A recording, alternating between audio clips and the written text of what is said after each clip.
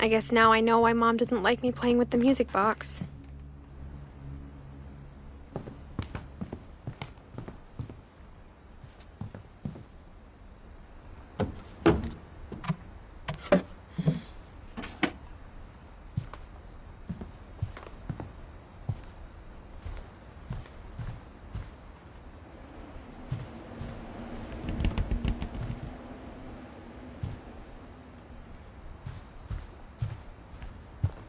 It's funny. All those times I played with the music box and never found the basement key.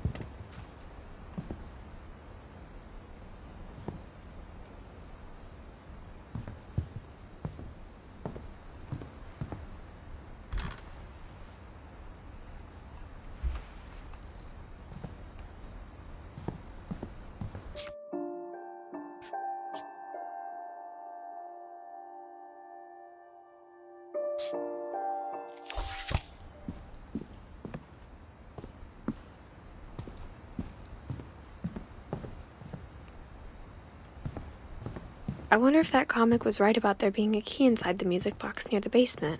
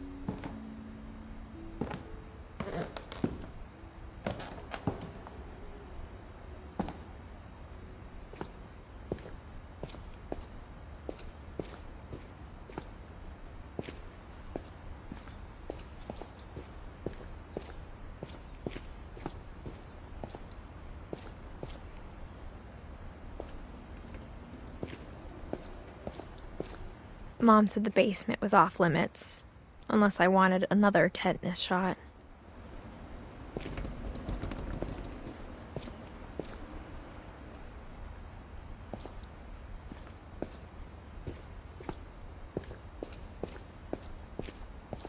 I saw Edie sneak down to the basement once, carrying packages. I thought maybe she was hiding presents. It turned out she was hiding a lot more than that.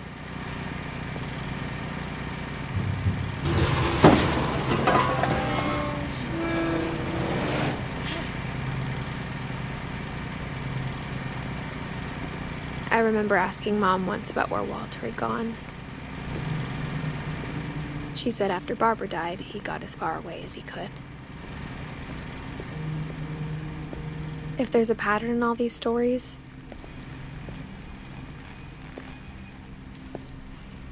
I think it's that none of us has gotten very far.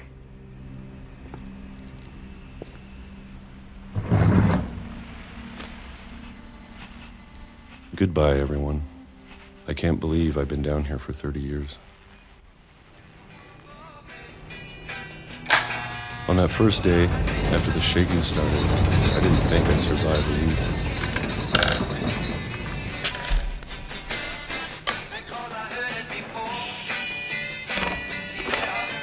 But after a few days, I settled into a routine. That's what kept me sane. Having a schedule, living for today. I always expected to be dead tomorrow. But if you wait long enough, you get used to anything.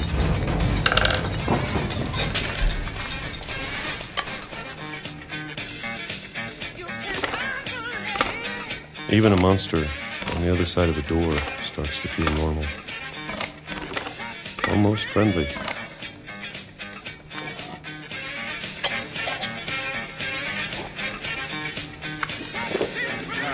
And then one day, everything just stopped. Whatever that thing was, it was gone. Maybe it got tired of waiting.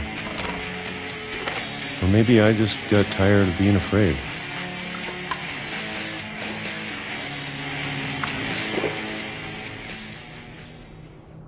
It's been a week now, the longest in 30 years. I'm done waiting. I have to leave. Well, I still can.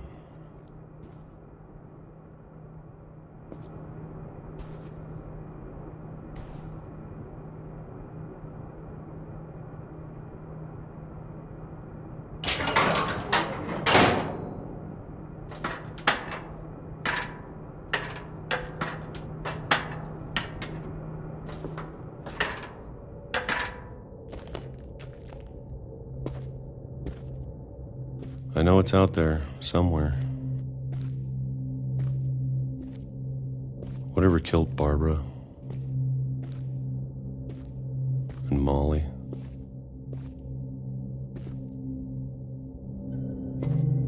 and Calvin.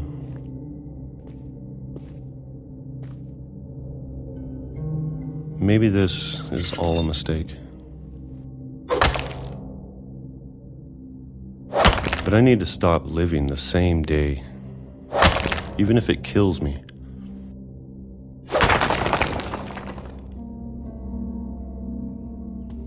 Whatever's out there, I want you to know I'm ready for it.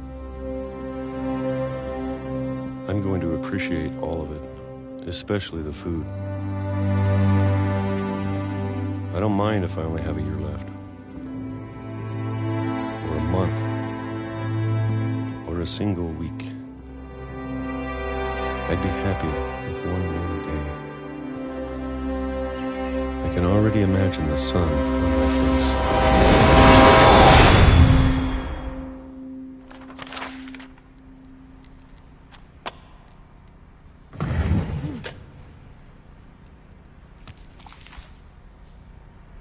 Walter died when I was 6. I can't believe my mom never told me he was down here.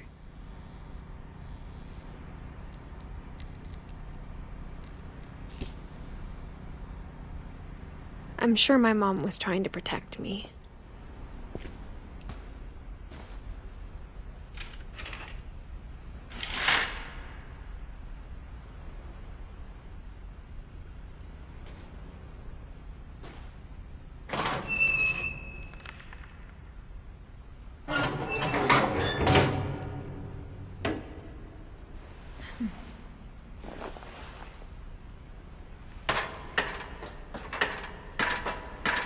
Maybe she was afraid I'd end up like Walter. But if she never told me about an uncle under the house, I can only imagine what else she was hiding. I don't want to make the same mistakes she made. Trying to bury something that's still alive.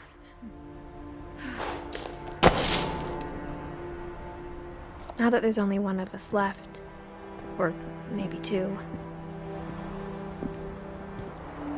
I thought it was time I heard the stories for myself and found out what happened to everyone else. But now I'm worried the stories themselves might be the problem. Maybe we believed so much in a family curse, we made it real.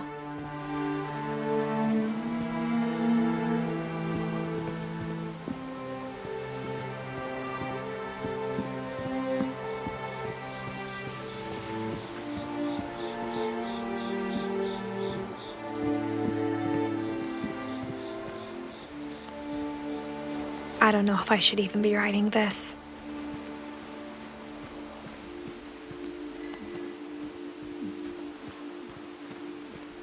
Maybe it'd be better if all this just died with me.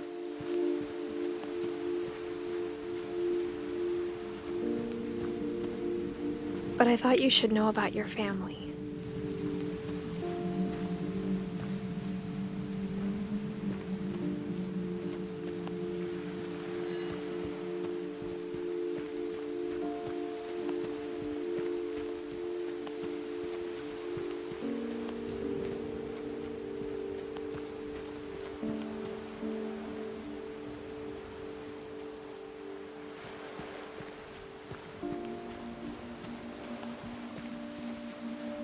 Though to be honest, I feel as lost as you probably do right now.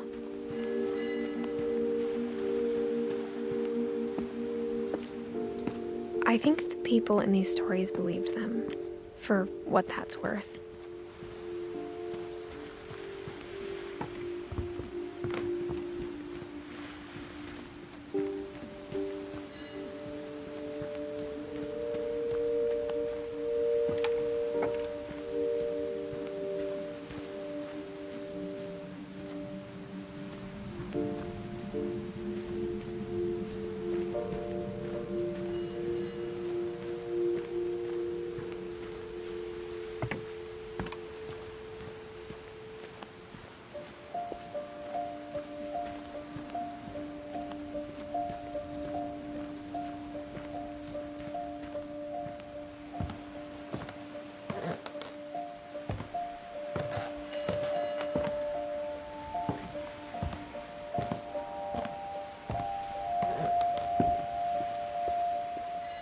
And when you look at the house, that history of imagination and stubbornness and madness, any of it seems possible.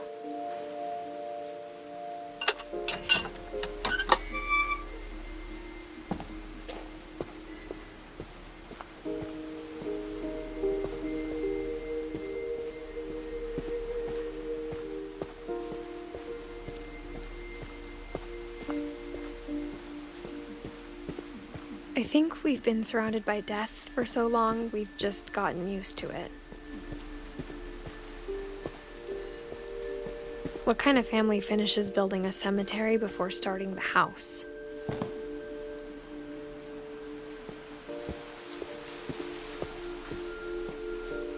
It's embarrassing for me to admit this, but the pet cemetery made me more uncomfortable than the human one.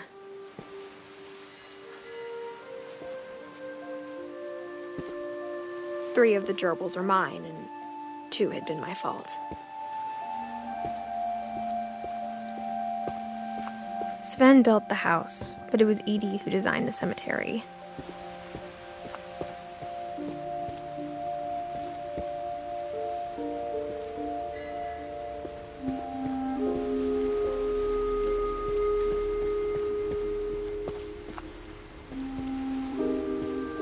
I'm sure Odin's monument had been Edie's idea. My mom was always trying to move on, but for Edie, the past never went away.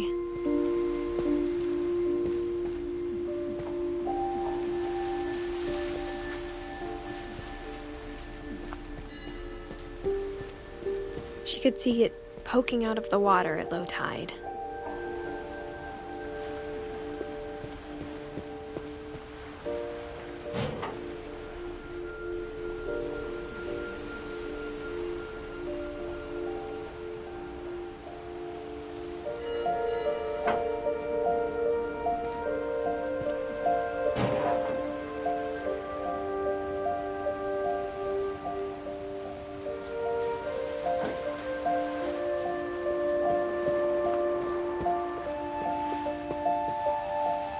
Edie's side was always easier for me to understand. But the older I get, the more I can see where my mom was coming from.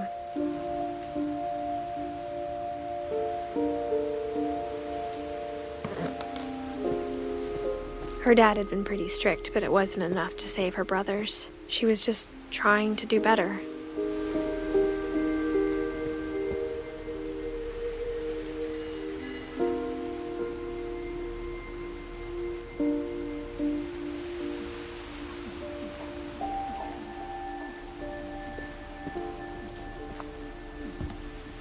She lost 2 of her brothers, just like I did. I get why she tried so hard to protect us.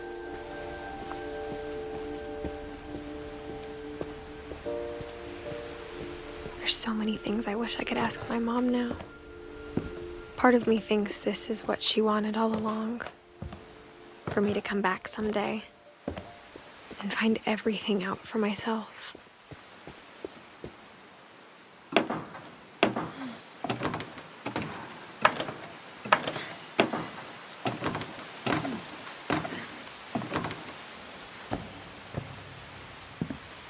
But looking back on it now,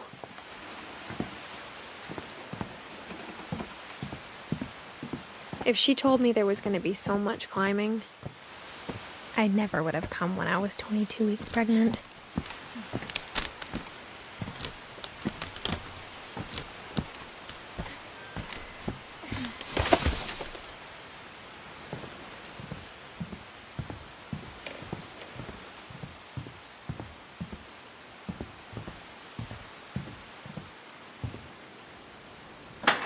I never met Grandpa Sam, but I think he and my mom had a lot in common.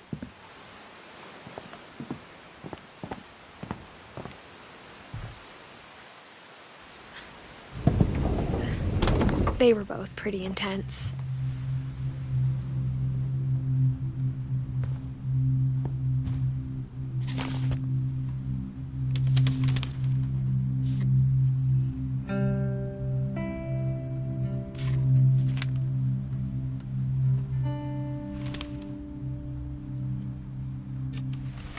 Dawn, I promise, you'll never forget this weekend. Yes, sir. These memories are gonna last a lifetime. Am I gonna have to shoot anything? It's a hunting trip, Dawn. Shooting is strongly encouraged.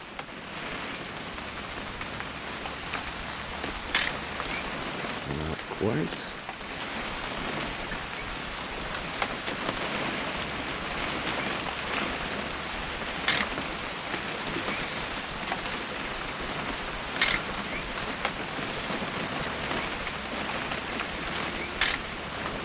Shouldn't we be leaving? Just want to get a shot of you, Dawn, then we can take off.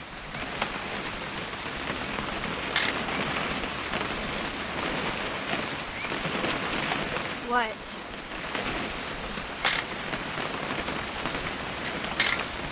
Perfect. It's gonna rain the whole weekend, isn't it?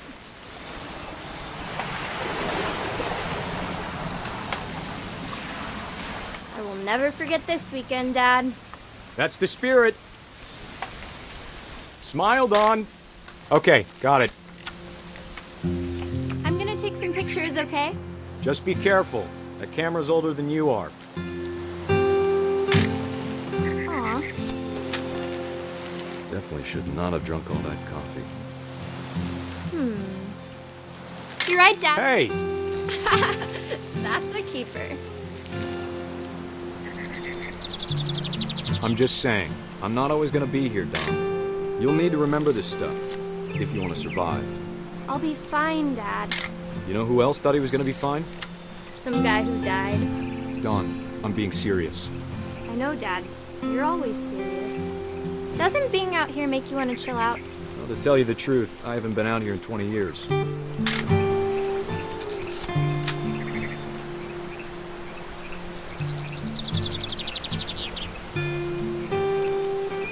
Last time I was with my brother Calvin. Man, that was a great trip. Your grandpa Sven taught us how to fish, how to build a fire. We found an old logging trail. There were deer everywhere. I bet if I could remember where that trail was, we'd spot a buck for you in no time. Give me a minute to check the map. Dawn, don't you think you could find something more interesting to photograph?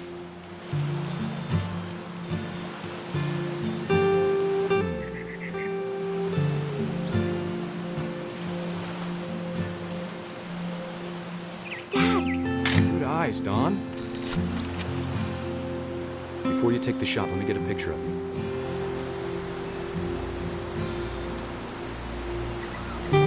Dad, I... Just... Let me get behind you. Do I have to do this? Dawn, you don't have to do anything. But if you want to survive, you'll need to be strong. Great shot, Dawn!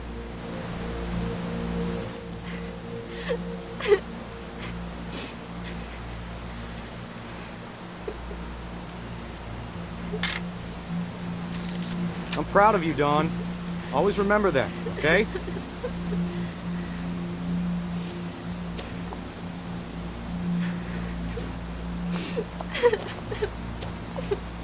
Sorry, Dawn. Just gotta reset the timer.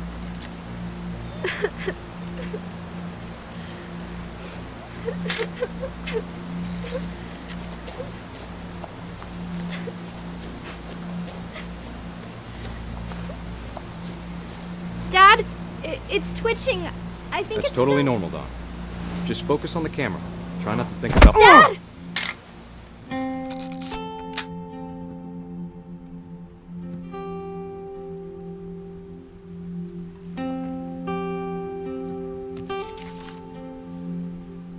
Of all these stories, that's the one I wish most that my mom had told me.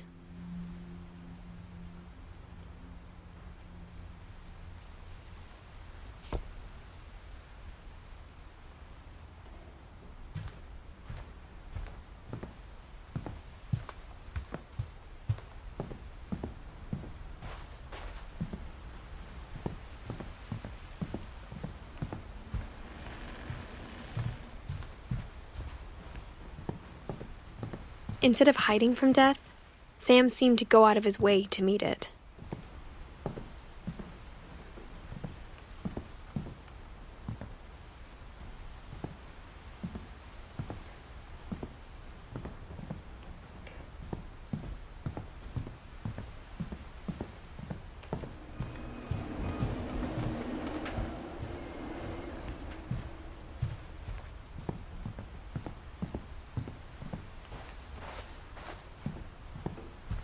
Sam spent his life shooting photos, but Mom said he got nervous being in front of the camera. I guess we're all afraid of something.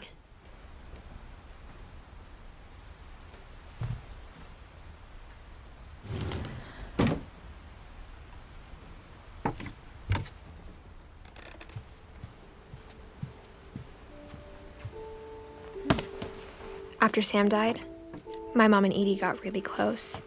They'd both lost a lot.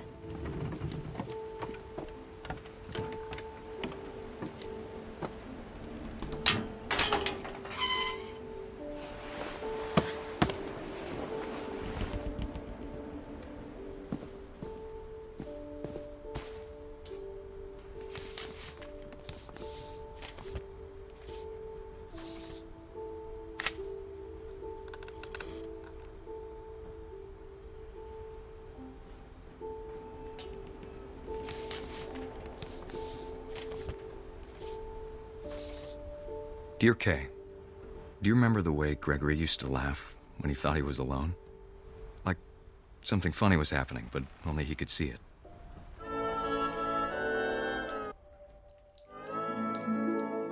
I think he saw things the rest of us don't.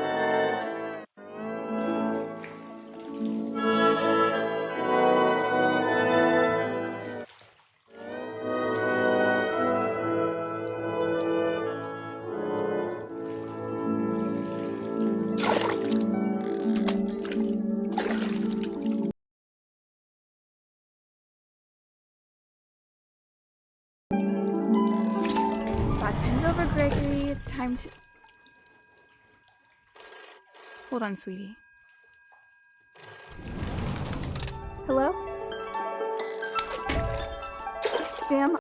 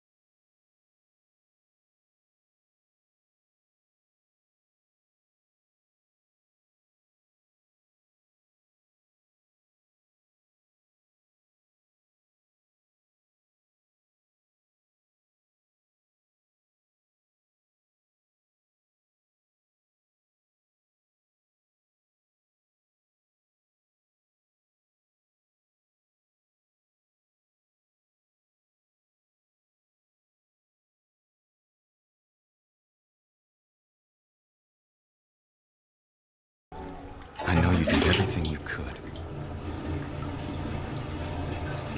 Maybe if I hadn't called that night. Damn it. Hold on, I don't want Gregory.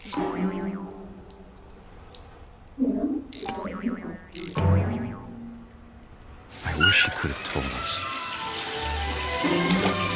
about the world he saw.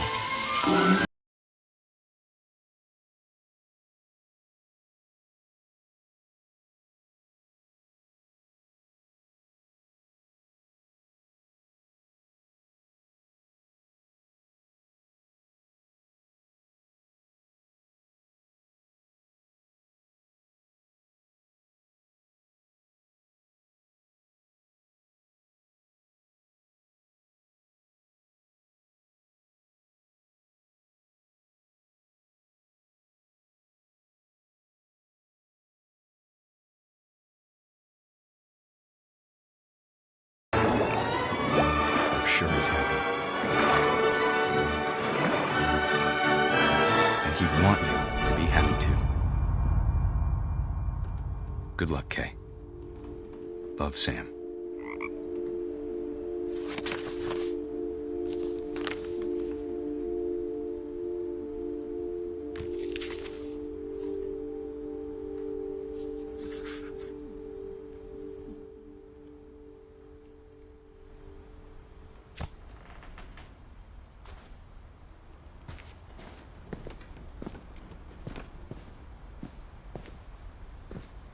I can't imagine my mom ever writing poetry, and yet... A poem for Gus, who always said the wedding was a bad idea. Our father never hit us kids, at least not very hard, before the day my brother said with teenage disregard that he'd be dead before he'd see a wedding in our yard.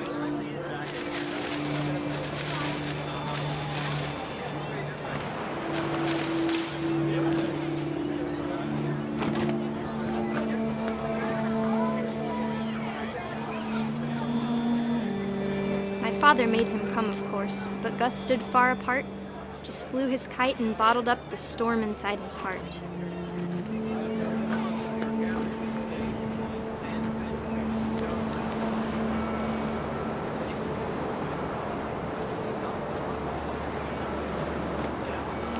I tried to talk him out of it, but though he'd never met her, "We don't need a stepmom," were the words that I now pronounce you husband and wife. You may kiss the bride.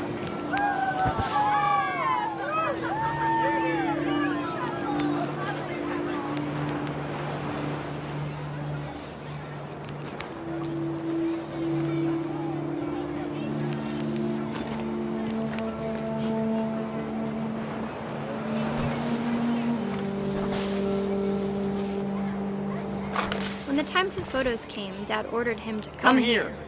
But Gus declined, and as a sign held up his middle finger.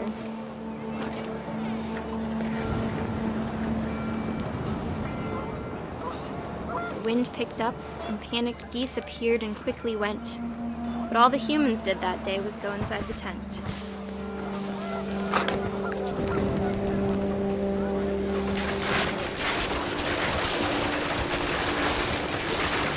The rain came down in buckets then, but no one seemed afraid that nature might destroy the tent our dad had crudely made.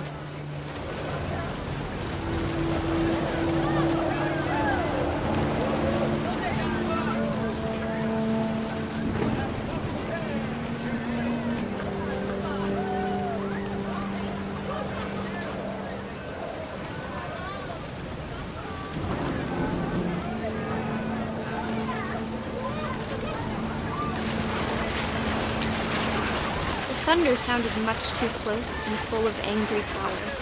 But all my father said to this was, "Make the music louder."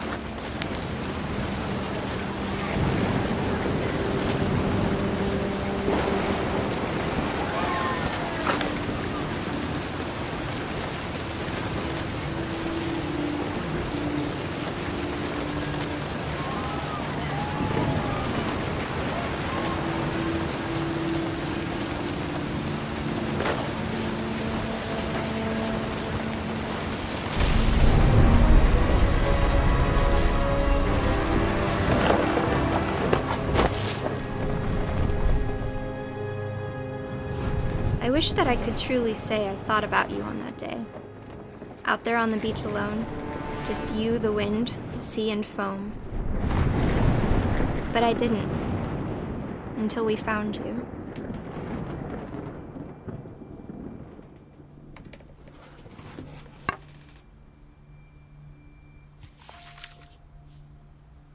She never talked about him, but Mom told me once if I was a boy, they were going to name me Gus.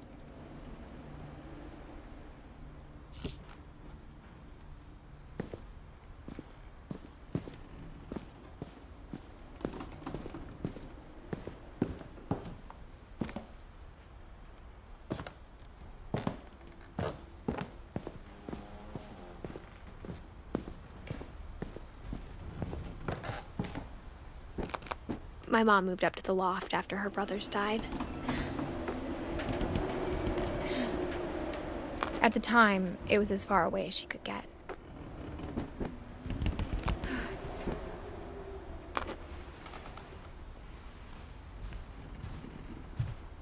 She spent a summer building houses in Calcutta, where she met my dad, Sanjay.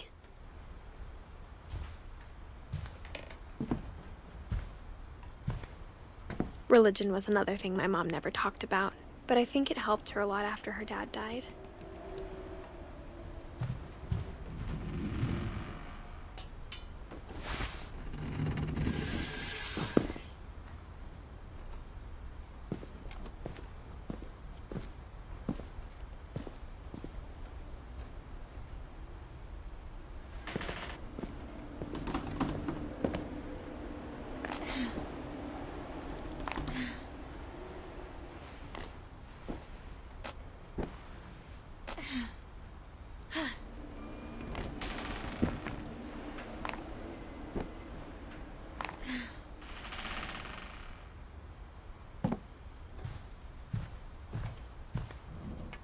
My mom moved to India a week after graduation and got a job teaching English.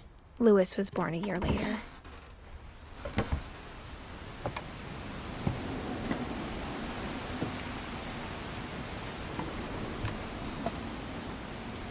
When my dad died, I don't think Mom knew where else to go. I'm sure Edie was happy to have her back and to see kids in the house again.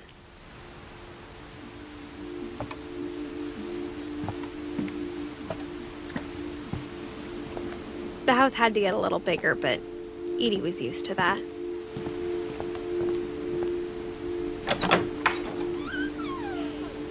And for a while, things were good, almost normal.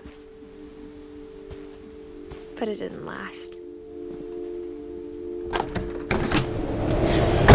The beginning of the end was Milton's 10th birthday, when Edie gave him a castle.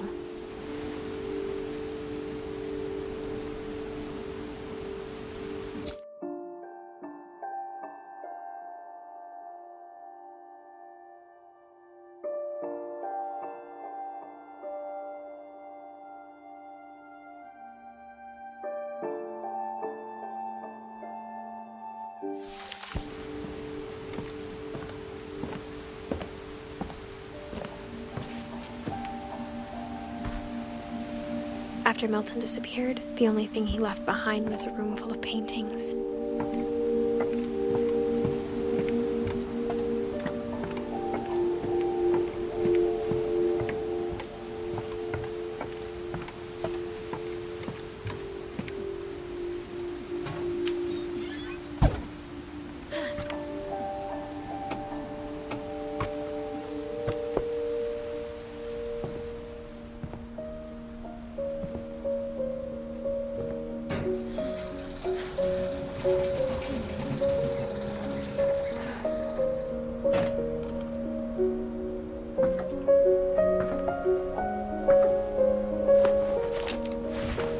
Milton Finch in The Magic Paintbrush.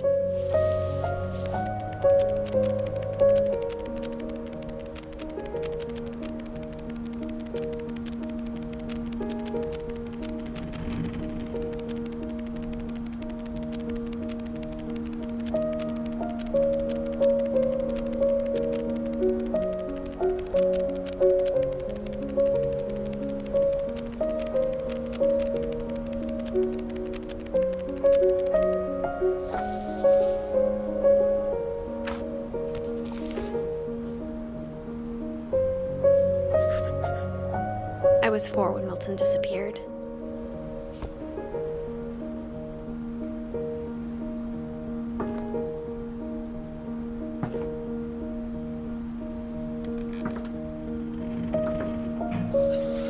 Mom spent months searching for my brother. Then she sealed the doors.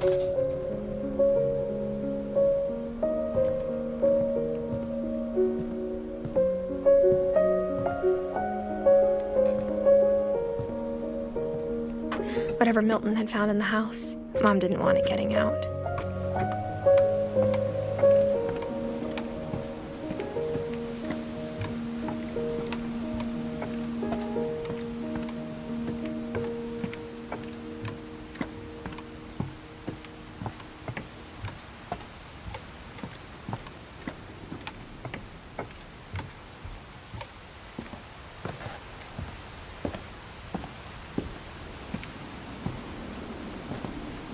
Mom definitely blamed Edie, but I think Louis blamed himself.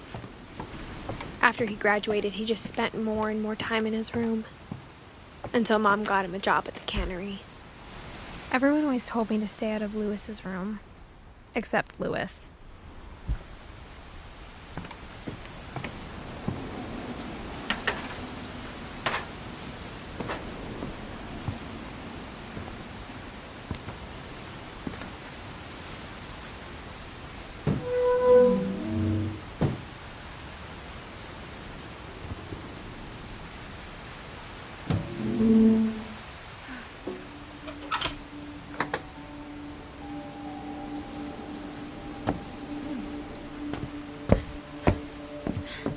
Louis's room smelled very, very familiar.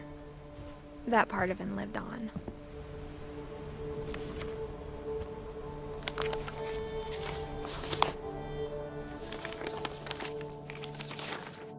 Dear Mrs. Finch, as Louis's psychiatrist, I can understand your desire for an explanation. As I see it, the trouble began in January, shortly after we convinced your son to seek treatment for substance abuse. Newly sober, I believe Louis first noticed the monotony of his daily life.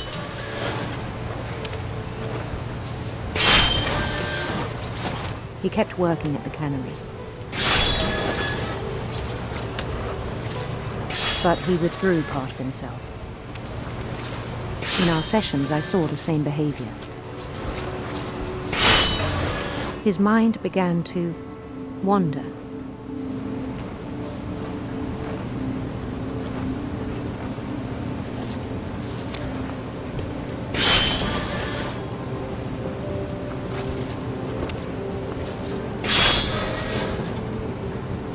I asked him to describe it.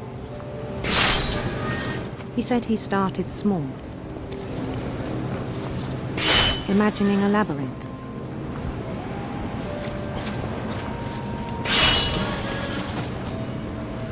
He'd feel his way about.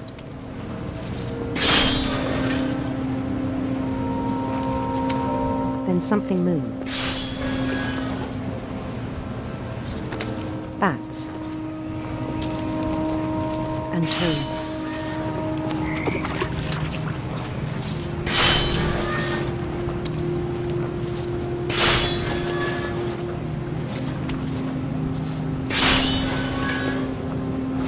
And things that have not names.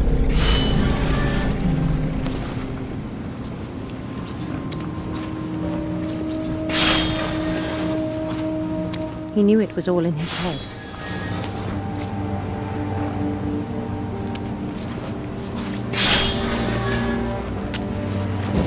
He took it very seriously. I had hoped he'd find himself.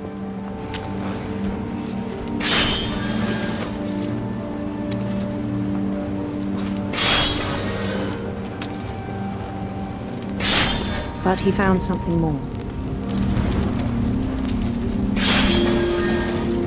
I worried about him then. Daydreaming at the cannery. I spoke with his boss, but he said Louis had become a model employee. Methodical, tireless, focused. Like a whole new Louis. So I let him go on.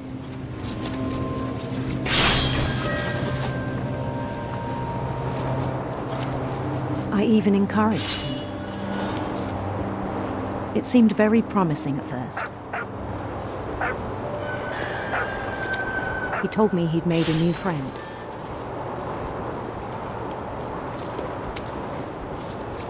On the edge of a city he named Louis Topia.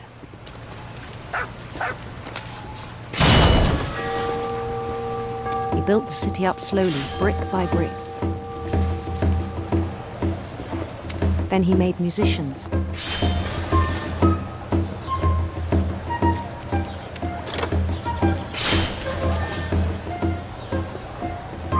And songs for them to play.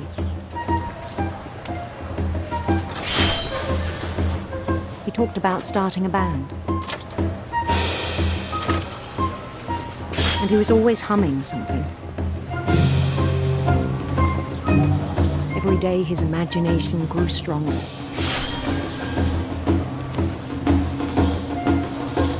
He no longer spoke at the cannery. But his chopping was as reliable as ever. Then one day it struck him that all the cheering crowds, even the stones under his feet, were all in his imagination. So he could do whatever he wished.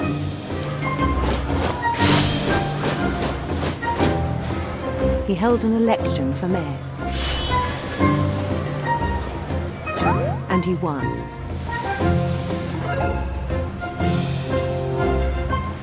They begged him to stay, but his mind was already wandering.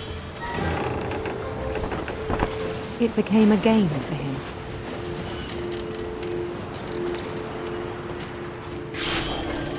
He'd conquer a city, then immediately push on. New Louisville.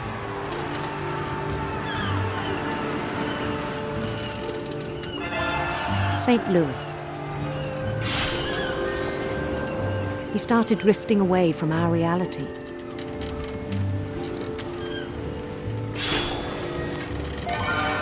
Minneapolis, until one day he forgot to go home from the cannery. Even as his mother pleaded with him, part of Louis kept sailing on.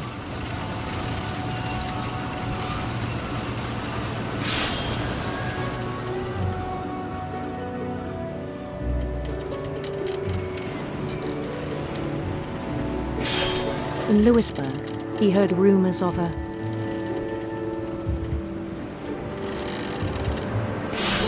handsome queen.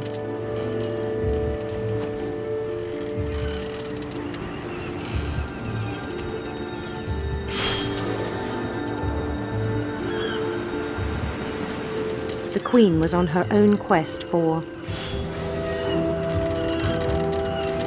sinister serpents.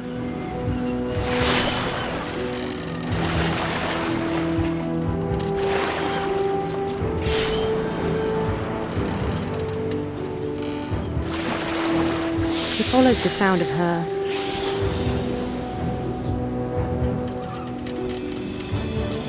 silver harp.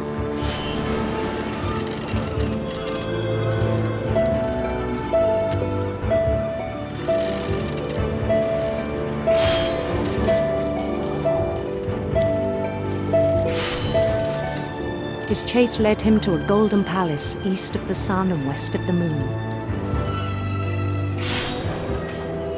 Even then, his logic remained sound. He knew the world was all in his imagination.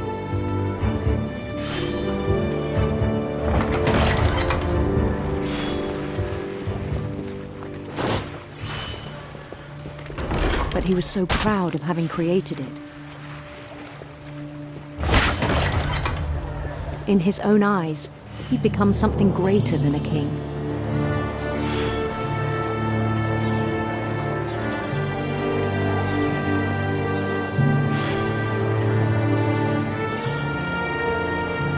For someone who'd never known success in the real world, I think it was overwhelming. And then it struck him. that the real Lewis was not the one chopping salmon, but the one climbing the steps of a golden palace.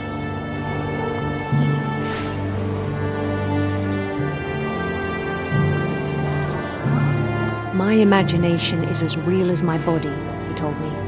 It was hard to argue with him.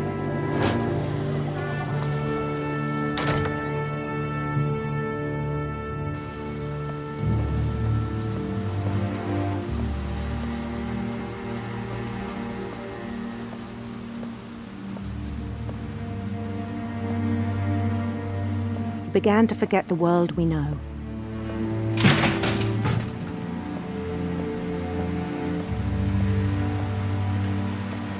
I think it pained him to remember Lewis, the cannery worker.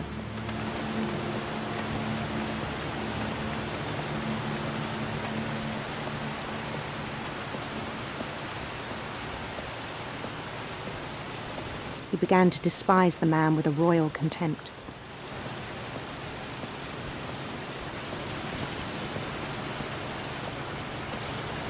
I still thought I could save him.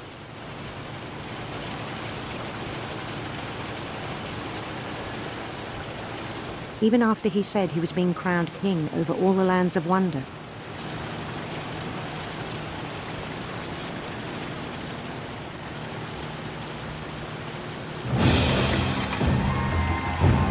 The palace would be packed with his companions.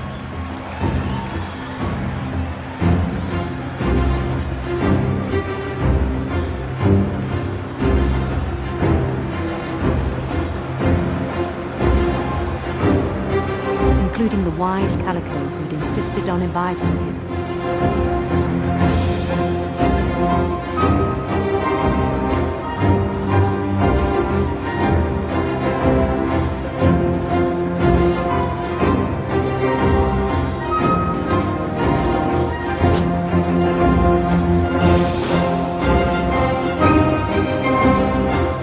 His queen waited, holding his crown.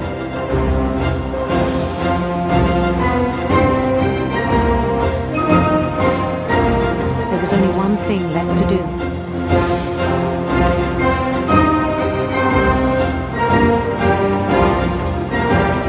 Bend down his head.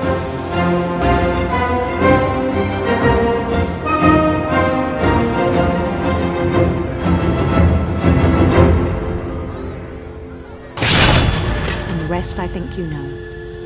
Mrs. Finch, your son was a kind man who will be missed by all of us who knew him.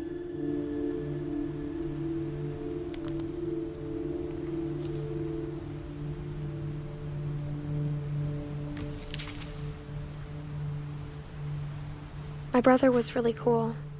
I wish you could have met him.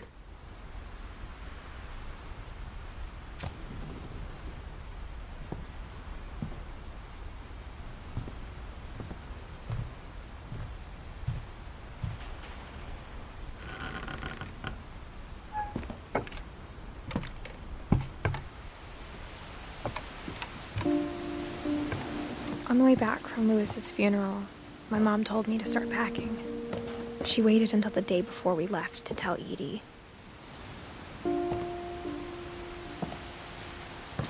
I'm not sure if she wanted to make it easier or harder.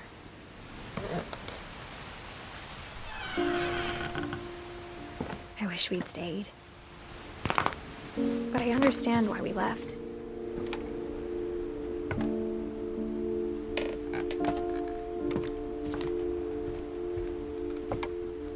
My mom ended up leaving everything behind. What happened that night had been coming for a long time. Maybe it should have come sooner.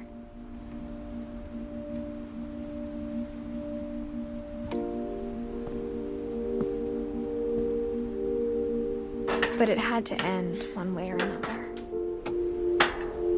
All that's left now is to tell you about that last night.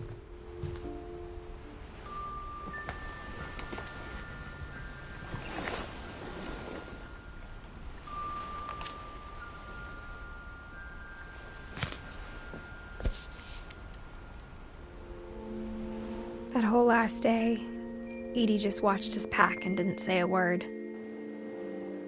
until supper when she raised her glass and said, To our final night together, and all our final nights apart. Grandma, you know what I said about alcohol. Some of your medications are very Edith, specific. I left a present for you in the hallway. Why don't you go open it? The grown-ups have to argue now. I'm sorry, you're right. We're all leaving tomorrow. Let's just enjoy our last... I'm not leaving. Edith, you're excused.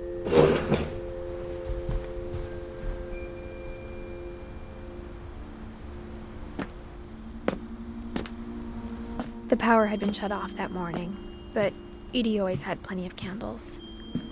When my mom sealed the library, I don't think she knew about the other entrance.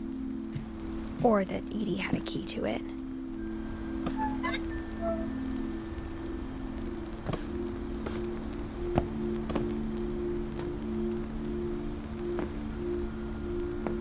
That thing you're afraid of isn't going to end when you leave the house.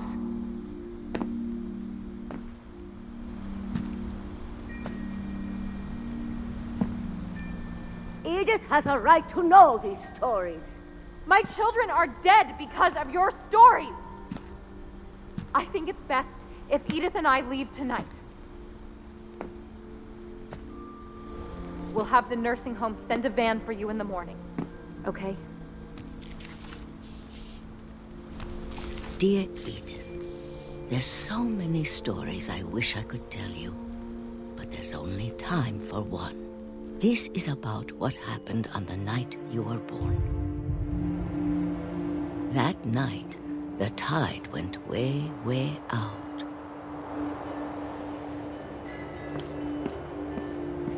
It was the first and last time I ever saw the old house aground. There'd been an earthquake out in the middle of the ocean. They called it the lowest tide in 1,000 years. God, it smelled awful. You know, I've seen that house every day of my life.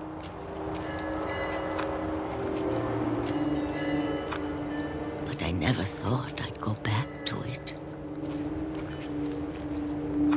When the fog rolled in, I lost my way.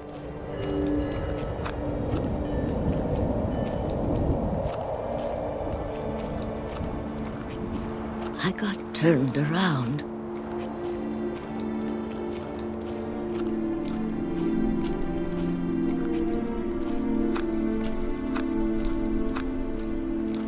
For a while, I wandered.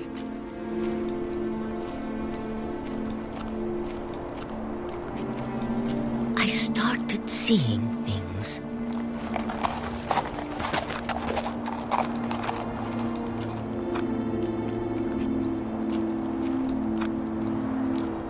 Things I'd forgotten had ever existed.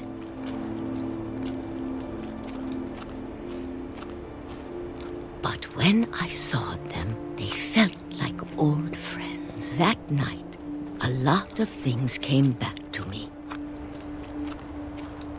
Or maybe I came back to them.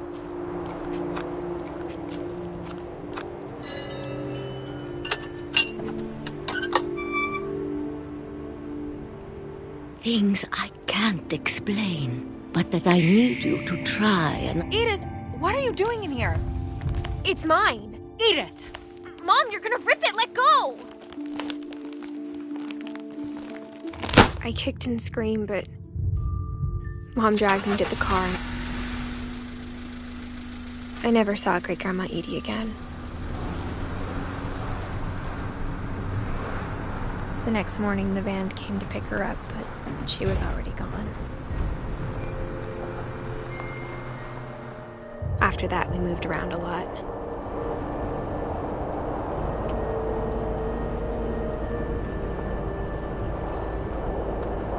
We both tried to make the best of it.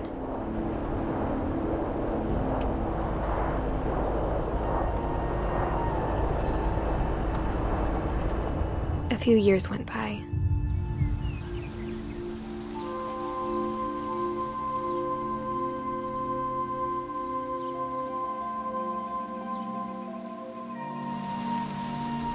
My mom didn't like to talk about it. But she started getting sick a lot. The rest happened pretty quickly.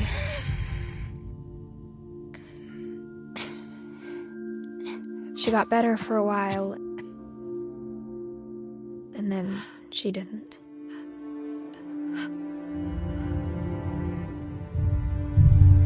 And then I was alone. The last Finch left alive.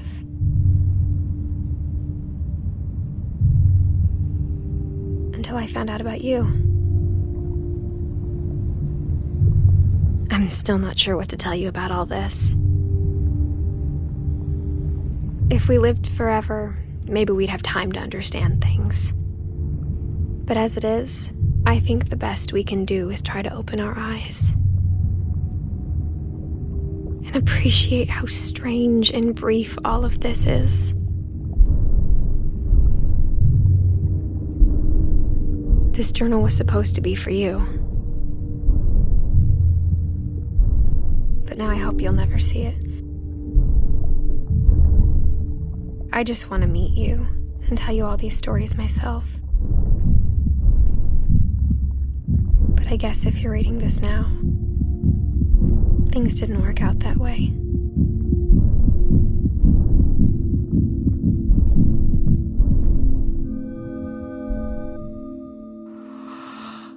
This is where your story begins. I'm sorry I won't be there to see it.